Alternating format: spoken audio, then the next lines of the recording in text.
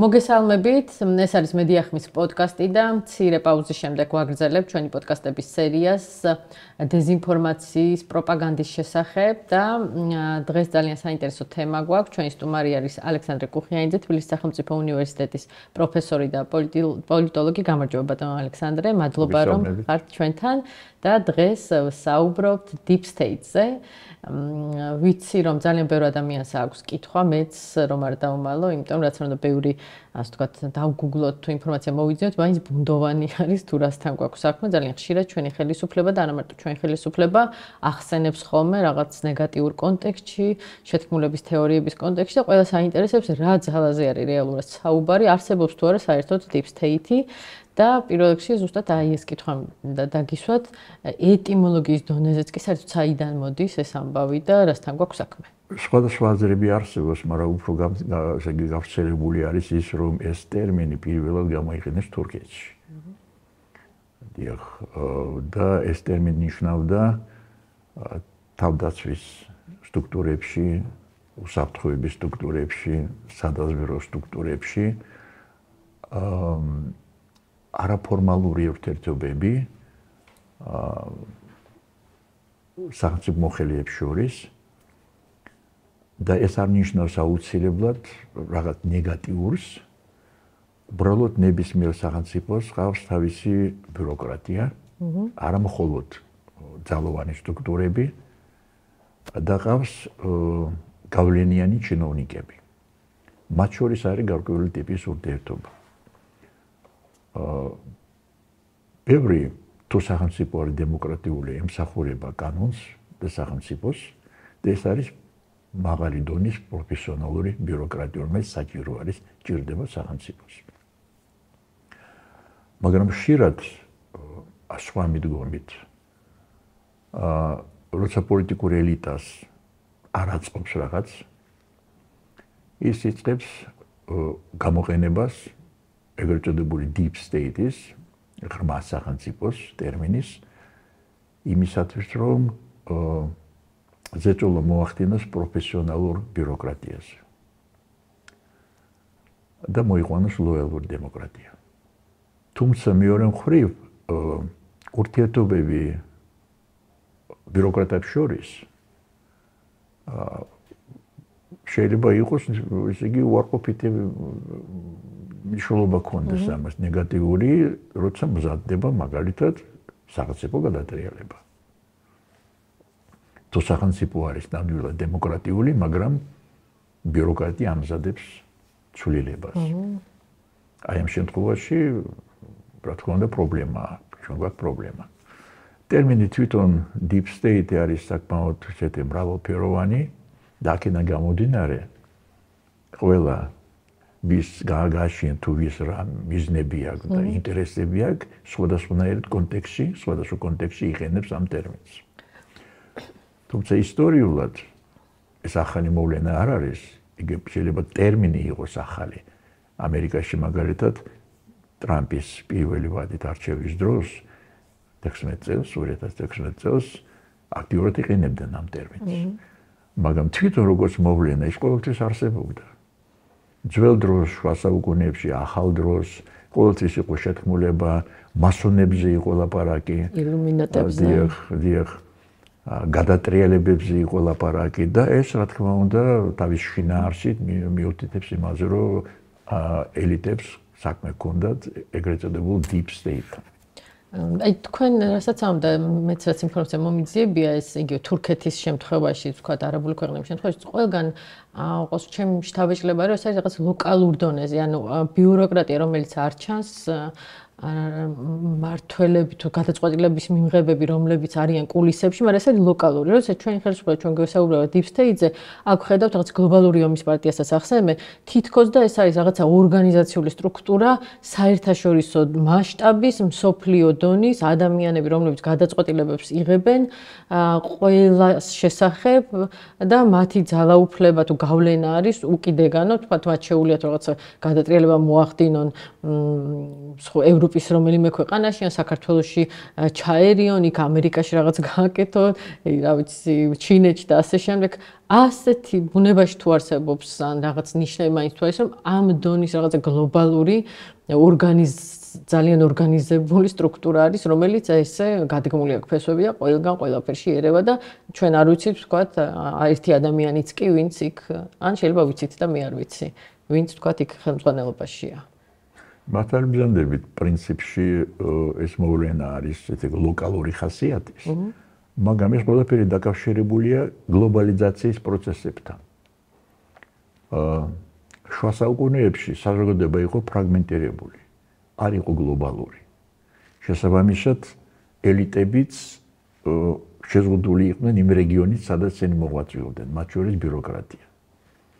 და რაც უფრო ღმავდებოდა გლობალიზაციის პროცესი, მით უფრო ლაპარაკი იყო უფრო საერთაშორისო ურთიერთობებზე. იგივე მასონების ლოჟა ხო ახალი არ არის, მაგრამ ის ხო კოსმოპოლიტურია თავისით, ეს არ არის ეროვნული ან რეგიონული მოვლენა. მაგრამ დღეს თანამედროვე ეპოქაში, როდესაც შექმნილი არის მსხვილი, გავლენიანი საერთაშორისო ორგანიზაციები, უპირველეს ყოვლისა ფინანსური, მსოფლიო ბანკი მაგალითად, საერთაშორისო სავალუტო ფონდი, იგივე სამთავრობო ორგანიზაციები, ნატოც, International Transparency International, საერთაშორისო გამჭვირვალობა, მათ შორის საქართველოს ოფისი არის.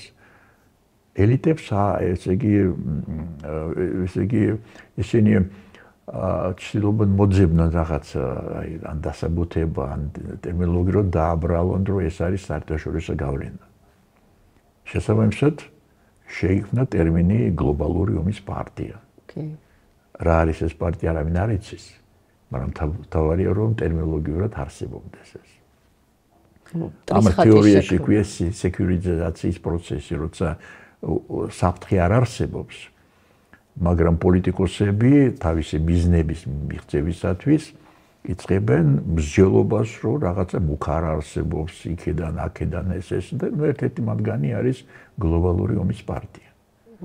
კონკრეტულად დაასახელონ რა არის ეს, მაშინ შეიძლება დავიჯეროთ ეს კითხვები. ხო, საქმეც მაგაშია რომ ვერ ასახელებენ, მაგრამ ძალიან კარგად იყენებენ მტრის ხატის შექმნას იგივე პუტინისთვისაც ერთ-ერთი მთავარი მიზეზი ხო უკრაინაში შეჭრისას იყო ეს რაღაცა საფრთხეები, ნატო და ასე შემდეგ. იგივე მსგავსი პროცესი არის, როცა დღეს ასე თქვა პროგრამაში აქვს ზოგიერთ პოლიტიკოს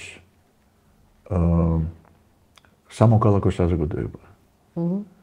იყენებენ ტერმინოლოგიას აგენტურა, უცხო ქვეყნების აგენტურა, ამერიკის, ევროკავშირის, თუმცა აგენტურა ყოფილა და არა ესე იგი სამოქალაქო საზოგადოების ორგანიზაციები, რომლებიც ზრუნავენ დემოკრატიის განვითარებაზე, რაც ჩვენ ფაქტობრივად თითქმის 30 წელი გვესმოდა როლი სამოქალაქო საზოგადოების, ხო?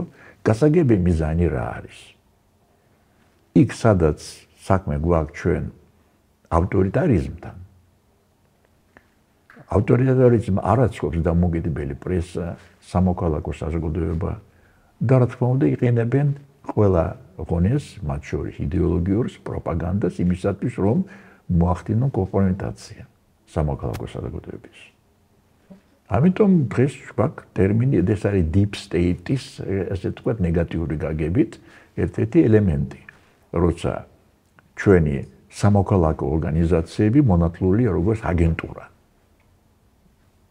თეორიულად მაინც რომ მივყვეთ აი ამ რაღაც დაშვებას რომ არსებობს ეს deep state-ი, სადაც შედიან ესე იგი რაღაცა ელიტური პოლიტიკოსები, მაგრამ პოლიტიკოსებიც არ გამოდიან, იმიტომ რომ არ ჩანა, ხო, რაღაც სამხედრო პირები, რაღაც ელიტა, რომელიც გადაწყვეტილებებს იღებს სხვადასხვა ქვეყანებთან დაკავშირებით.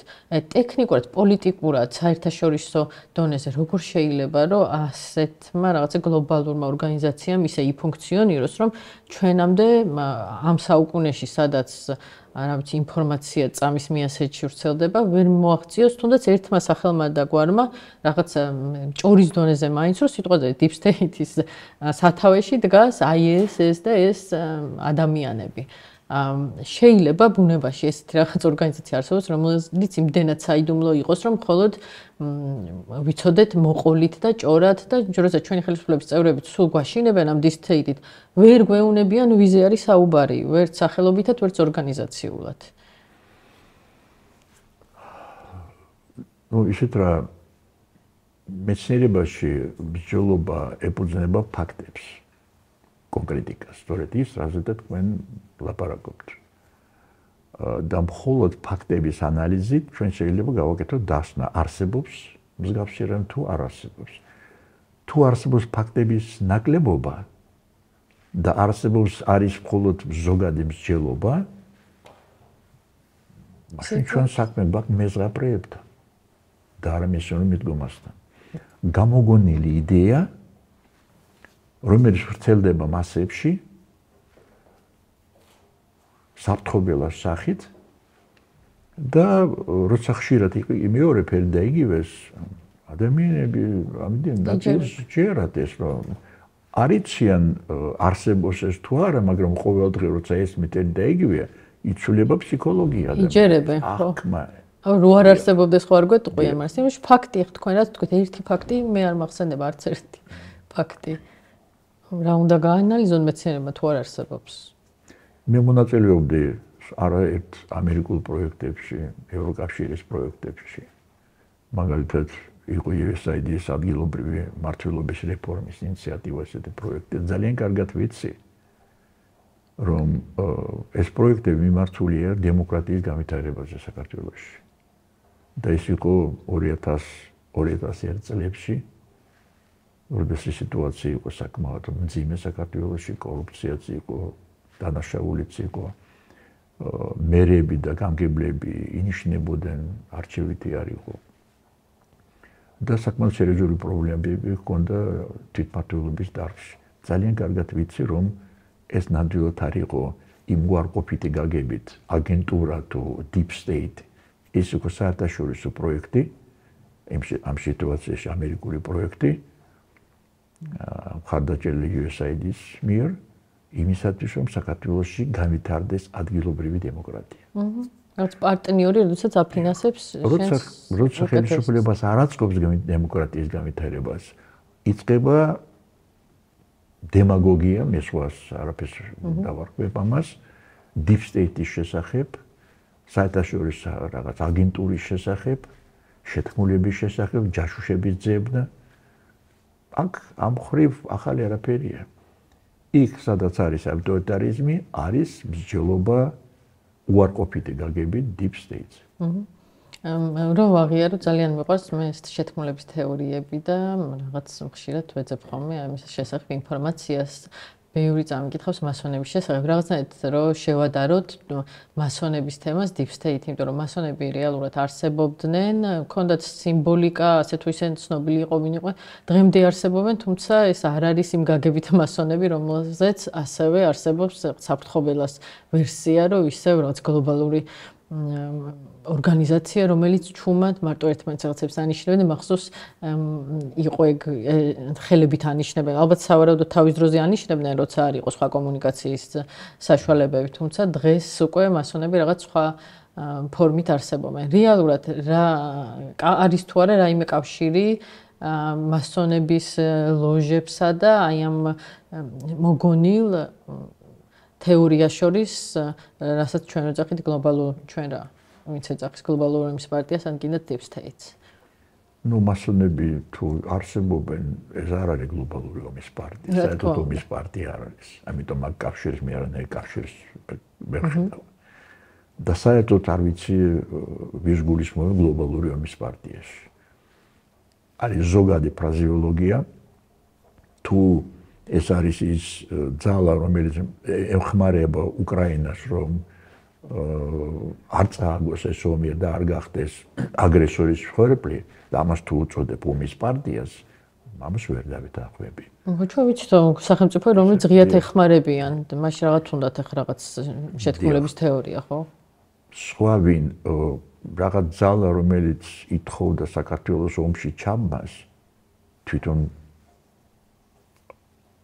ესენი უარყოფენ ამას თუ იგულისხმება ევროკავშირი და ამერიკის შეერთებული შტატების მაშინდელი ყოველ შემთხვევაში ხელმძღვანელობა ამერიკის შეერთებულმა შტატებმა ჩვენ არასდროს არ ვითხოვდით რომ საქართველოს ჩაებას ომში. ეგეთი რამე არ იყო. მათ შორის სანქციები ესეთი ზეწოლა ის სანქციები მანდამაშ მოლდოვას ჰქონდა შეზღუდული. თვითონ ევროკავშირი ყიდულობდა ნავთობსა და გაზს დრემდეც ხდება უნგრეთი მაგალითად სლოვაკეთი და ყველას ძალიან კარგად ესმის რომ საქართველო არ არის ნატოს წევრი, არც ევროკავშირის წევრი და ნებისმიერი ესეთი კვეთრი მოძრაობა შეიძლება საკმაოდ ჯერა დაუჭირდეს საქართველოს. ვერ დაიცავენ უკვე უკრაინას ბოლომდე ვერ იცავენ საქართველოს მით უმეტეს. ეს აბსოლუტურად ყველას ესმის დასავლეთში. ან მაინდა-მაინც საქართველოს ჩართვა რა აუცილებლობა იქნება. მაგრამ ნუ არსებობს პოლიტიკური პროექტი, გეოპოლიტიკური პროექტი, ხო? როცა 12 წლის განმავლობაში ამტკიცებენ რომ ჩვენი გზა არის ევროპაში და შემდეგ საერთოდ აჩერებენ ამ პროცესს. როცა ნიშნავენ გენპროკურორად რუსეთის ჯახშოვს, რომელიც მერე გაქცეული არის რუსეთში და რომანოვის გვარს იღებს. ადამიანი, რომელსაც წვდომა ჰქონდა საიდუმლო ინფორმაციისადმი, გენპროკურორი ხო კონტროლებს უსაფრთხოებასაც, პოლიციასაც. ნუ მეგონი ბევრი ამ გასაგებია. რატომ ეს პოლიტიკური პროექტი გლობალური ომის პარტია ჩაბმა უნდა ჩვენს ომში და ასე შემდეგ არსებობს ესეთი პროექტი. ლოგიკას რომ ვიღოთ, თუნდაც გეოპოლიტიკურად, ხო, რასაც გვთავაზობენ, ესე იგი უკრაინაში ომის შემდეგ მთელი ევროპა და ამერიკა ითხოვდა მაინდა-მაინც საქართველოს ჩაბმას ამ ომში და კონკრეტულად საქართველოსი. ან ლოგიკა არსებობს, რა როლი უნდა ქონოდა ჩვენნაირ პატარა სახელმწიფოს აი ამ ომში, სადაც 50 მილიონიანი უკრაინა ისედაც იბრძვის და იგივე თქვათ მოლდოვასთან არ იყო იგივე მოთხოვნა რეგიონის, ჩვენი რეგიონის ქვეყნებთან. ლოგიკასთან ახლოს არის თუ ისე უბრალოდ ეს არის მოგონილი მითი? ლოგიკა ერთი არის, რომ რა თქმა უნდა დასავლეთი ევროკავშირიც, ამერიკაც მას არ აწყობდა სანქციების დარღვევა.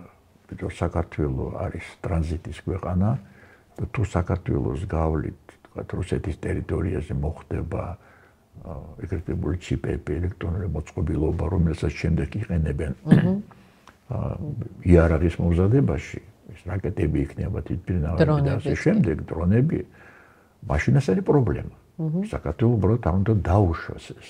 თუმცა არა ომში ჩაებას, ხო? მაგრამ ეს არ ნიშნავს ომში ჩაბმას. საერთოდ სხვა რაღაცა თუ ღვინებს საქართველოს თხოვა რომ დრონებისთვის ჩიპები არ მიაწოდოს, ლოგიკურიც არის, ისეთ საქართველოს ხელისუფლება თვითონ და ხდებოდეს, რომ ეს არ გააკეთოს, სხვა არ მიუთითოს, მაგრამ ომში ჩაბმის იძულება ცოტა სხვა ბრალდება არის და საბოლოოდ ნახეთ რომ რეალურად ეს ბრალდებაც ბრალდებად დარჩა და არც არანაირი დამადასტურებელი არ წარმოუდგენია საქართველოს ხელისუფლებას, არც დამაჯერებელი რომ ვიღაცა ითხოვდა. ჩვენ ვხედავთ რიტორიკას, პროპაგანდას, ბრალდებას და ეს ყველაფერი მიმართული არის სამოქალაქო საზოგადოების წინააღმდეგ, თავისუფალი მედიის წინააღმდეგ, წამყვანი არასამთავრობო ორგანიზაციების წინააღმდეგ და უნივერსიტეტების წინააღმდეგაც კი. მეტყვი ჩვენ ველით მაგალითად უნივერსიტეტებზე ზეწოლას, აი შეიძლება ზავის ლაპარაკი ზაფხულში შეიძლება მოხდეს, ეს არ ვიცით რომ ეგრეთ წოდებული deep state-ის წინააღმდეგ ბრძოლა ნიშნავს რომ თუ არსებობს პროფესიონალური ბიუროკრატია მაშინ და ეს არ აწყობს მართლ გუნდს თუ მას აწყობს ლოიალური დემოკრატია მაშინ ეს იწყებს აი ესეთი რიტორიკით იმისათვის რომ კომპრომიტაცია მოახდინოს პროფესიონალების გაუშვას და მოიყვანეს ის ხალხი, ვინც იქნება ლოიალური ხელისუფლების მიმართ. ეს არის ავტორიტარიზმისათვის ერთ-ერთი ნაბიჯი, ეს არის ინსტრუმენტი. ავტორიტარული მმართველობის შექმნის ინსტრუმენტი. მათ შორის ზეწოლა უნივერსიტეტებზე, მოყვანა ლოიალური პროფესორის, ლოიალური ბიუროკრატია სამინისტროებში, კულტურის სფეროში, უპირისპირდ ძალოვან სტრუქტურებში. აქ ახალი არაფერი არა. არა, ხო, რაღაცა უბრალოდ სახელი, რეალურად სახელი არის ეს ახალი მოფიქრება, თორე საბჭოთა კავშირის დროს არის, ესე იგი, სწრაფვა ავტორიტარიზმისაკენ, მით უფრო ინტენსიური არის მსჯელობა ეგრეთ წოდებული deep state-ზე. იმიტომ რომ თქვა იგივე 37 წელს რა მიზეზის დაცხრეთდნენ ადამიანებს, ხო? ესეც რაღაც შეთქმულების თეორიაში მონაწილეობა იყო, მაგრამ ჩემი დიდი ბაბუა რაღაც ეგეთი მიზეზის გამო არის დახვრეტილი. მე კი გამოგვიგზავნეს წერილი და ბოდიში მოგვიხადა შეგვეშალაო, მაგრამ რაღაცა შეთქმულებაში, ღალატში და დანაშაულებს. რეალურად ახლა რომ გადმოვა deep state-ოთ ეს ამბავი არის იგივე შეიძლება ხე ჩვენ შეგვედაონ რომ რაღაცა გლობალურ ძალას ვეთანამშრომლებით და ღალატობთ ქვეყანას თუ რაღაც. ანუ ახალი რეალურად არ არის, სახელი არის როგორც ჩანს ახალი მოფიქრებული და ეს თურქეთიდან რაღაც კარგად შეიძლება პორბილი ცოტა იყო თუ შევადარებ საბჭოთა კავშირს 30-იან წლებში დიდი ტერორი 37 წლის ტერმინოლოგია როგორი იყო საერთაშორისო იმპერიალიზმის აგენტი. აგენტი ხალხის წამოღებული იყო. ესე იგი ან ბურჟუაზიის აგენტი კონტრრევოლუციონერი და ასე შემდეგ და ხალხი ხრედდნენ, ანუ შორდნენ გულაგში. და არსი პრინციპში იგივე იყო. იმ სიტუაციაში ტოტალიტარული საზოგადოების შექმნა იყო და ყველა ვინც ამას არ ეთანხმება, მოსპობა ფიზიკური განადგურება, ან ციხეებში გაშვება. დიახ. აქ ცოტა რბილი ფორმაა დიქტატურის, ავტორიტარიზმის. და ტერმინოლოგია, ну, ყოველ შემთხვევაში ჩვენ არ ვიცით რა მოხდება, ჯერჯერობით უფრო რბილი არის, მაგრამ თავისი არსით მსგავსია. გამყარება გარკვეული ჯგუფის ხელისუფლებაში და ამისათვის deep state-ის შესახებ რიტორიკის გამოყენება. თქვენ დასაწყისში ახსენეთ 2016-ში ტრამპის დროს ახსენებდნენ ამერიკაშიო და აი ამ თემას რო უფრო ვცლად შევეხოთ, მაშინ რა კონტექსტში ხდებოდა deep state-ის ხსენება და ვთქვათ იქ რა შეადანაშაულებდნენ deep state-ს? მე ალბათ უფრო ვიტყოდი დღეს რაც ხდება იქ მართლა დასაწყისი იყო დღეს კვინტესენცია. ახლა დანიშნული გენპროკურორი ქალბატონი არ მახსოვს მისი გვარი სამწუხაროდ. დიახ. ყველა ახალი ეგ. აცხადებს, რომ თავდაცვის სტრუქტურებში, FBI-ში, დაზვერვის სტრუქტურებში, ჩინოვნიკებს შორის არის ხალხი, ვისაც ტრამპი არ მოსწონს. ჩვენ ამ ხალხს ვნახავთ, აღმოფხვრით და სამსახურსა დავაკარგინებთ. ტიპიური ავტორიტარული მმართველის განცხადება. და ამ ხალხს ადანაშაულებენ ამ deep state-ის პროფესიონალებს გაუშვებთ და მოიყვეთ ლოიალურ ბიუროკრატიას. მორჩილ ადამიანებს. ის რაზეც საუკუნეებით ამერიკა იყო დამყარებული მაღალი დონის პროფესიონალურ ბიუროკრატიას. ბიუროკრატია კარგი დადებითი გაგებით. როცა ჩინოვნიკი მუშაობდა, ის იცოდა რომ უნდა ემორჩილებოდეს კანონს, უნდა იყოს პატრიოტი თავისი ქვეყნის, მაგრამ თავისი კომპეტენციის ფარგლებში უნდა იყოს მტკიცე და შეასრულოს თავისი პროფესიონალური მოვალეობა. მიუხედავად იმისა, რომელი პოლიტიკური ძალა იქნება ხელისუფლებაში. ის ყოველთვის იყო. მათ შორის სასამართლო სისტემაც ამიტომ აქვს. დღეს სიტუაცია იქ ამ ადმინისტრაციის ხელში ცოტა სხვანაირად ჩანს და დღევანდელ ჩვენს ხელისუფლებას ну, მათთვის ეს მოსწონთ ეს სახალისება. იმედი არის, რომ თუ იქ ხდება, მაშინ ჩვენთანაც ხო, ამიტომაც ჩვენთანაც საჯარო უწყებები ნახო გაათავისუფლებს იგივე მიზეზის და არაერთი თანამშრომელი, რომელიც რაღაცა ლოიალური არ არის ქართული ოცნების მიმართ, სინამდვილეში საჯარო მოხელის თუ არ არის აუცილებელი, რომ იზიარებდეს ხო ხელისუფლებაში ყოფი პარტიის პოლიტიკურ ხედვებს, თუმცა რაღაცა ერთნაირად მივდივართ როგორც ჩანს. თუმცა ჯერჯერობით ჩვენთან ეს ხალხი deep state-თან თანამშრომლობაში არ დაუდანაშაულებით რაღაცა მაინც უფრო გლობალურ საფრთხედ წარმოაჩენენ და აშინებენ. მუშაობს თქვენი აზრით ეს დაშინება deep state-ით მოსახლეობაზე, ან თქვა თქვენთანაც გაგვჭირდება. მოსახლეობაზე არ ამგონია, მეტყვი მოსახლეობა ადამიანები, ბიუროკრატები არ არიან, ხო? ჩინოვნიკები არ არიან, მაგრამ უფრო მუშაობ ჩინოვნიკები. არა, თვითონ ეს ისტორია, ასე ვთქვათ, პროპაგანდა სჯერა ხალხს, აი უფრო მაინტერესებს თქვენი აზრი, მუშაობს მათ ცნობიერებაზე. ამისათვის სპეციალური კვლევა უნდა ჩაატაროს, გამოკითხვა ჩაატაროს, ესე იგი კარგად მოფიქრებული, რომ თქვათ კომპეტენტურად გავლენას ახდენს და რამდენად რა ხარისხით ახდენს, მაგრამ ჩემი ვარაუდით პროპაგანდა თუ კარგად მოფიქრებული არის, მაინც გარკვეულ ნაწილზე მოსახლეობის იმუშავებს. სოფელი კარგი რამ არის, მაგრამ სოფელში ადამიანი უფრო მოწყვეტილი არის, ნაკლებად ორგანიზებული არის, ნაკლებად დაცული არის და ნაკლებად აღჭურვილი არის თანამედროვე ცოდნით, მათ შორის პოლიტიკური ცოდნით და ალბათობა იმისა, რომ რაიონებში, რეგიონებში ხალხი უფრო მიდრეკილი იქნება იმისკენ, რომ დაიჯეროს, რასაც ამბობენ, უფრო მაღალია ვიდრე დიდ ქალაქებში. რატომ ამბობ ამას? არჩევნების მიხედვით ხელისუფლება, რომელსაც პრობლემა ჰქონდა დემოკრატიასთან, დაწყებული გამსახურდიას დროს, ბოლო პერიოდი, ქალაქები არ მხარს არ უჭერდა დიდ ქალაქებში. მათ შორის წინა ხელისუფლება სააკაშვილი, შევარდნაძის ხელისუფლება და დღევანდელი ხელისუფლება თავისი მმართველობის ბოლო პერიოდში უფრო აგებენ არჩევნებს.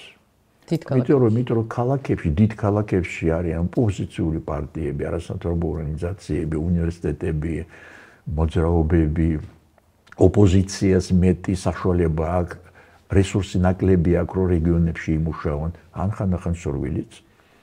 ამიტომ დიდ ქალაქებში ხალხი უფრო ესე იგი ორგანიზებული და უფრო ესე იგი ცოდნაც აქვს, ხო? დიახ, უფრო გავლენას ახდენს ხელისუფლებაზეც, ატმოსფეროზე და ასე შემდეგ. შესაბამისად ალბათობა იმისა, რომ აყვება deep state-ის რიტორიკას, ბევრად ნაკლები არის ვიდრე რეგიონებში. ხო, თუმცა ეს რაღაც ყოველდღიური გამეორება რაღაც რა ჩვენ რა შეგვიძლია დაუპირისპიროთ ბალდონაკზე, თქვენ როგორც თქვათ აკადემიური სფეროდან, არ ვიცი მე როგორც ჟურნალისტმა, ყველამ თავისი მხრიდან რა შეიძლება დაუპირისპიროთ იმას, რომ ჩვენს წრეებშიც კი, როდესაც deep state-ს ვახსენებთ, ჩემ მეგობრებშიც არიან ადამიანები, ვინც მეითხრა, რომ რა არის ეს deep state? არსებობს, ანუ ძალიან გააბუნდოვანეს, გათხაპნეს, ასე ვთქვათ, ეს გაგება და რა შეიძლება გავაკეთოთ? ეს ჩვენი დღევანდელი პოდკასტი სწორედ ამას ემსახურება, რომ იქნებ უფრო მეტმა ადამიანმა გაიგოს, რომ ბუნებაში არ არსებობს ესეთი რაღაც. Deep state ეს არის არაფორმალური ურთიერთობების სისტემა. ხო, კლასიკური გაგებით კი, მაგრამ როგორც ჩვენ გვახვევენ თავს რაღაცა საერთაშორისო ორგანიზებული ადამიანების ჩრდილოვანი მმართველების გუნდი, რომელიც შეიძლება საერთაშორისო იყოს, შეიძლება ეროვნულ დონეზე იყოს. ეროვნულ დონეზე თუ არსებობს, ისო ქართული ოცნების წიაღიდან იქნება, ხო, ლოგიკურად, კლასიკურად. აბრალებს რომ რაღაც deep state არსებობს, მაგრამ ეს ფაქტიურად პირველი სკოლის არის ბიუროკრატია. ესე იგი ისევ თავისი წიაღიდან, ხო? deep state ბიუროკრატია, რომელსაც უნდა ებრძოდა. არას ნიშნავს ბრძოლა, ლოიალური ხალხის მოყვანა. და ეს დემოკრატიას ეწინააღმდეგება. თვითონაც ბიუროკრატია უნდა იყოს პროფესიონალური და ბიუროკრატია არ უნდა იყოს დამოკიდებული 100 ხოცებზე, 100 ნაცებზე, არც ვინმე სხვაზე. უნდა იყოს დამოკიდებული თავისი კომპეტენციის ფარგლებში უნდა იმოქმედოს, ხო? მაგრამ როცა ხელისუფლება ცდილობს შეინარჩუნოს ძალაუფლება, მას ეს ნაკლებად აინტერესებს პროფესიონალიზმი. მას აინტერესებს მორჩილება, ლოიალური ბიუროკრატია. ეს არის პრობლემა, ყველაზე დიდი. მაგრამ არაფორმალური ურთიერთობები მართველი გუნდის შიგნითაც შეიძლება იარსებოს. უფრო ლოგიკურია ალბათ რომ არსებობდეს, ვიდრე არ არსებობდეს. ბიზინა ივანიშვილის რაღაც და არაფორმალურ მმართველობაშია ყველაზე დიდი deep state-ი ეგ გამოდის მაშინ ამ ლოგიკით. ნუ ადამიანი რომელიც იღებს ძირითად სახელმწიფო გადაწყვეტილებებს, მაგრამ პასუხისმგებელი არ არის არც ერთზე. პასუხს აგებს პრემიერ-მინისტრი, პარლამენტის თავმჯდომარე, სასამართლოს თავმჯდომარე ძაღლოვანი სტრუქტურის ესე იგი ხელმძღვანელები, მაგრამ თვითონ არა. ესე იგი ჩვენი მსჯელობის ფარგლებში თქვენ როგორც ამიხსენით რა არის deep state კლასიკური გაგებით რომ რაღაც სახელმწიფო შიგნით არსებული რაღაცა ელიტა deep state გავიდა ბიძინა ივანიშვილი საბოლოოდ არა ეგრე გამოვიდა შეიძლება ესეთნაირად ხო ანუ ადამიანი და ადამიანი რომლებიც ესე იგი გადაწყვეტილებას იღებენ მაგრამ არიან კულისებში არ ჩანან და მათ მაგრამ სხვები აგებენ პასუხს დიახ ამიტომ გვეუბნებით რომ ტერმინი იმდენად ბუნდოვანი არის იმდენად მრავალფეროვანი არის როგორც გინდა იმას გამოიყენა ვისაც უნდა რა ინტერესები აქვს იმის მიხედვით იყენებს ამ ტერმინს დიახ მაგრამ პრინციპში ზოგადად რომ თქვათ ეს არის არაფორმალური ურთიერთობები სახელმწიფოს როგორც წესი მოხელეებს შორის რომლებიც არ ჩანან გარედან ასე ვთქვათ მაგალითად deep state შეიძლება დადებითი გავლენას ჰქონდა დღევანდელ ამერიკის პროფესიონალურ ბიუროკრატიას, რომელიც მათ შეიძლება წინამდებობა გაუწიოს ტრამპის რბილად რომ თქვათ, არც ისე მოფიქრებულ გადაწყვეტილებებს. მაგალითად, ადგილობრივი შტატის სასამართლოები იღებულობენ საწინააღმდეგო გადაწყვეტილებებს, აჩერებენ პრეზიდენტის გადაწყვეტილებებს. ეს ხო დადებითი პროცესია. Deep state არის დადებითი პროცესი არის. წინააღმდეგო ბიუროკრატიის წინააღმდეგობა, როცა ხედავენ რომ რაღაც არასწორად არის იმ სახელმწიფოში, ხედავენ რაღაც არც ისე კანონიერად ხდება იმ სახელმწიფოში. მაშინ, ბიუროკრატია ეწინააღმდეგება ასეთი ტიპის პოლიტიკას. არადემოკრატიულ ნაბიჯებს. თურქეთის გარდა სხვა ქვეყნებშიც თუ ყოფილა ასე გავიგერო თქვა ტერმინი თვითონ თურქეთში დამკვიდრდა და თქვა სხვაგანაც საქართველოში ისე დამკვიდრდა რომ მეტი არ შეიძლება კი მაგრამ იქ ხო ეს თავის დროზე ასე თქვა რაღაცა როგორც ჩანს ეტაპობრივად ახსენებენ ქვეყნებში პოსტსაბჭოთა ქვეყნებშიც არის ამერიკაშიც არის ახლა ესე იგი საკმაოდ ესე იგი უფრო მკვიდრდება ეს ტერმინი ხო თუმცა ისევ გეუბნებით ტერმინი არის მრავალფეროვანი, ბუნდოვანი და ყველა იყენებს თავის ინტერესების მიხედვით. სწორედ მაგიტომაც არჩეული აქვს ეს ტერმინი, რომელიც სიამოვნებაში ვერ იგებს რა არის? ტერმინი თავისი არსით გასაგებია. იგულისხმება ბიუროკრატია, სახელმწიფო სტრუქტურები, ჩინოვნიკები და მათ შორის არაფორმალური ურთიერთობები.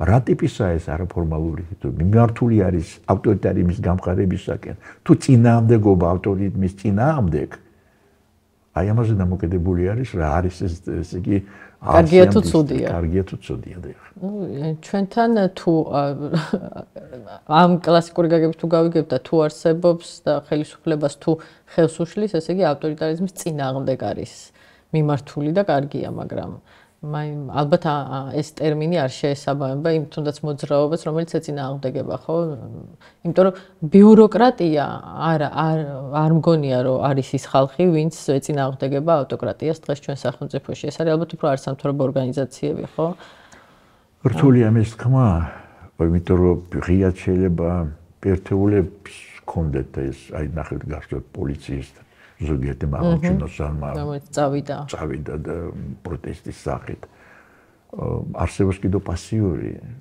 წინააღმდეგობა მე ვიცი ზოგიერთი მოხელეები შეიძლება მაღალი რანგის არა პროტესტის სახით რაღაც გადიოდნენ სულით მხარს უჭერდნენ დემონსტრაციებს ახალგაზრდებს სტუდენტურ მოძრაობას დიახ თუმცა ღიად ცვლიან რომ შეიძლება საფრთხე ითხოვს მათთვის არ უნდა საფსახური დაკარგვა რეპრესიები დიახ მაგრამ ეს არ ნიშნავს იმას რომ მხარს უჭერენ ეს ალბათ უფრო პატრიოტიზმია ვიდრე რაღაც deep state ხო როგორც ჩანს ღირებულებების აღრევასაც ახდენს ჩვენი ხელისუფლება ამ რაღაც პროპაგანდის ფარგლებში რომ თავის სახელი მაგასაც ვეღარ დავარქვათ რასაც პატრიოტიზმი ქვია და თუ ვთქვათ ვიღაც ბიუროკრატიიდან მხარს დაუჭერს ამ პროტესტს დაერქვას თავის სახელი რომ რაღაც კარგია ამ სიტუაციაში deep state არის გამოყენებული როგორც ყველაფერი რა ყველა ადამიანი რომელიც არ არის ლოიალური მმართველი გუნდის მიმართ. ესენი არიან სახელმწიფო მოხელეები, პოლიტიკური პარტიები, არასამთავრობო ორგანიზაციები, დამოუკიდებლები მედია, პროფესორები უნივერსიტეტებში, ყველა ვინც არ არის ლოიალური, არის deep state-ის ელემენტი. კლასიკური გაგებით, მაგრამ ჩვენი ხელისუფლება სხვა გაგებით გვეუბნება. კლასიკური ჩვენი გაგებით, აი ჩვენ სიტუაციაში. ჩვენთვის კი, მაგრამ შესაბამისად, თუ არასამთავრობო ორგანიზაციები დაფინანსება ხდება საერთაშორისო ორგანიზაციის მიერ, ან ევროკავშირის ქვეყნების მიერ, ან ამერიკის შეერთებული შტატების მიერ, ეს დაფინანსება შეწყდეს. ამისათვის საჭირო არის ტერმინი აგენტურა. გლობალური ომის პარტია.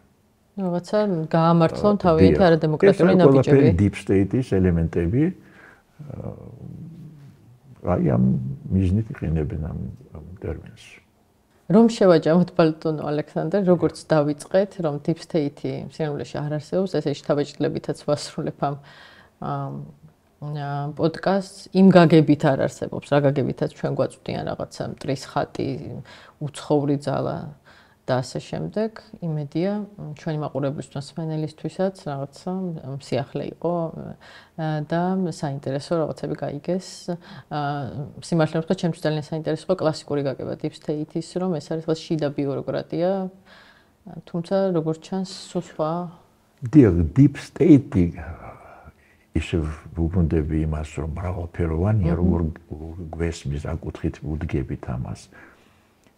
Deep state-ი არსებობს იმ გაგებით, რომ არის არსებობს პროფესიონალური ბიუროკრატია, არსებობენ ჩინოვნიკები, სახელმწიფო შიგნით, მათ შორის არის ურთიერთობა. მაგალითად, ძალოვანი სტრუქტურები რომ ავიღოთ, პოლიცია, პროკურატურა, უსაფრთხოების სტრუქტურა, მათ შორის არსებობს ურთიერთობა, ხო ეგრეა? არსებობს მინისტრთა კაბინეტი, მათ შორის არსებობს ურთიერთობა. ეს ნორმალურია, ხო? რაც ყოველთვის იყო და არის. არაფორმალური შეიძლება იყოს ურთიერთობა. ესეც ბუნებრივია. დიახ. მაგრამ რაც მასონური ამბავი არ არის. როცა პროპაგანდის მიზნით იყენებ ამ ფენომენს და იწყებ კომპრომიტაციას პროფესიონალური ბიუროკრატიის, და არა მხოლოდ ბიუროკრატიის, იმიტომ რომ ამ ურთიერთობებში არიან არა მხოლოდ სახელმწიფო მოხელეები, შეიძლება არასამთავრობო ორგანიზაციის წარმომადგენლები იყვნენ, უნივერსიტეტების წარმომადგენლები იყვნენ, არაფორმალური. ხანდახან რომელიმე მეცნიერი არის ძალიან გავლენიანი, ხო ეგრე შეიძლება იყოს. არასამთავრობო ორგანიზაცია შეიძლება იყოს ძალიან გავლენიანი, ურთიერთობა ჰქონდეს სახელმწიფო სტრუქტურებთან. დიახ. ეს თლიანობაა გარკვეული არაფორმალური ურთიერთობების სისტემა. როცა არსებული სისტემა status quo გუნს, რომელიც არის სახელმწიფოს სათავეში, არ აწყობს, ის იწყებს პროპაგანდას, დემაგოგიას, რიტორიკას, რათა კომპრომიტაცია მოახდინოს ამ პროფესიონალურ გუნს, ან არაფორმალურ ურთიერთობებში. და მსჯელობს deep state-ზე ნეგატიური გაგებით. რო ესენი არიან ან ჯაშუშები, ან აგენტურა არის, ან დაბალი დონის პროფესიონალები არიან, აგროს უნივერსიტეტებში თქვენ თურმე უნივერსიტეტში პროფესორა დაბალი დონისაა და თუმცა ჩვენი უნივერსიტეტის საერთაშორისო რეიტინგებით არის ნომერ პირველი კავკასიის რეგიონში და მსოფლიო კლასის უნივერსიტეტის სიაში არის შემოსული და ეს არის სწორედ პროფესორის დამსახურებაა. ამიტომ ამ სიტუაციაში, რა თქმა უნდა, ეს მართული გუნდა იყენებს ამ ტერმინს ნეგატიური გაგებით, თუმცა deep state-ი არის რაღაცა ცუდი. მაგრამ ბიუროკრატიის გარეშე, მაღალ პროფესიონალურ ბიუროკრატიის გარეშე წარმატებული სახელმწიფო ვერ იქნება. ყოველ შემთხვევაში რაღაც პროპაგანდის ნაწილად აქციას სამწუხაროდ და იმედია ჩვენი მსმენელი და მაყურებელი სინამდვილეში გაიგებს რა არის deep state-ი. და როგორ იყენებენ ამ ტერმინს დასაშინებლად და რაღაცა მტრის ხატის შესაქმნად. დიდი მადლობა ბატონო ალექსანდრე, ჩვენი სტუმარი იყო ალექსანდრე კუხიანიძე, თბილისის სახელმწიფო უნივერსიტეტის პროფესორი და პოლიტოლოგი. იმედია დღევანდელი პოდკასტი იყო საინტერესო და ბევრი რამ შეიტყვეთ deep state-ის შესახებ. დაგემშვიდობები შემდეგ ეპიზოდამდე, სადაც უკვე სხვა სტუმრებთან ერთად ვისაუბრებთ ასევე ძალიან საინტერესო თემებზე. ნახვამდის.